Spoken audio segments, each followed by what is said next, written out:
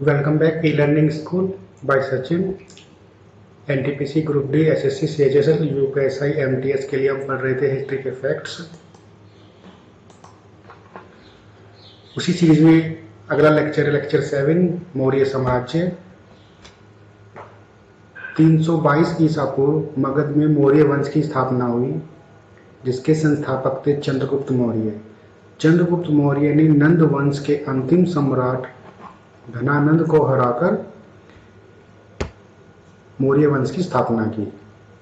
यूनानी लेखकों ने चंद्रगुप्त के लिए सैंड्रोकोटस नाम का उल्लेख किया है। मगध साम्राज्य की राजधानी पाटलिपुत्र थी।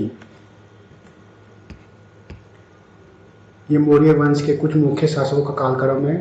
सबसे पहले आया चंद्रगुप्त, फिर उसके बाद उसका बेटा आया बिंदुसार, बिंदुसार के बाद उसका बेटा आया अशोक।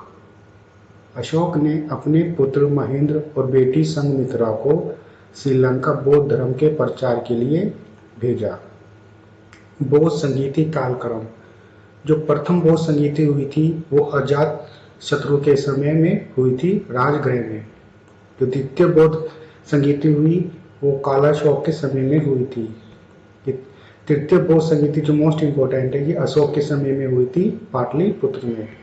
चतुर्थ बौद्ध संगीति कनिष्क के समय कश्मीर में हुई थी। मौर्य वंश का अंतिम सम्राट बृहद्रथ था, जिसकी हत्या उसके सेनापति पुष्यमित्र शुंग ने की। मौर्य वंश के समय दक्षिण में 3 शक्तिशाली राज्य थे। चोल जो कोरोमंडल तट पे थे, ये वाला कोरोमंडल तट जो पूर्वी घाट है। चेर ये केरल में थे और पांड्य दक्षिणी छोर है, यहाँ पर पांड्य थे। जैसे हमारे हिंदी साहित्य में रामायण है, उसी प्रकार संगम साहित्य तमिल भाषा में प्राचीनतम साहित्य है। आज का होमवर्क है मौर्य वंश का अंतिम सम्राट कौन था, तमिल का प्राचीनतम साहित्य का नाम क्या है। Post your answer in comment section.